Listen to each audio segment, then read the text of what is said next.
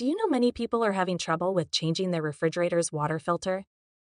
Don't worry. In this video, we'll show you how you do this. Let's start. Step 1. Turn off water.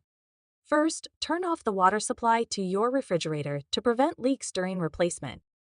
Step 2. Remove old filter. Next, remove the old water filter by turning it 90 degrees counterclockwise and pulling it out. Step 3. Insert new filter. Insert the new Samsung approved water filter into the cartridge slot securely. Step 4. Lock filter. Lock the filter in place by turning it clockwise until it is securely fastened. Step 5. Reset indicator. Reset the filter indicator using the Fridge Manager touchscreen and select the appropriate settings. Step 6. Flush water line. Finally, open the water valve and run water through the dispenser for about 7 minutes. With these steps, you should now easily replace the water filter in your Samsung refrigerator. Still need help? Visit our website for the complete manual.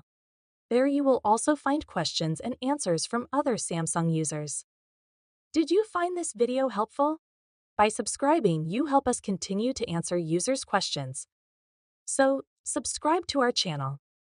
Thanks for watching, and see you in the next video.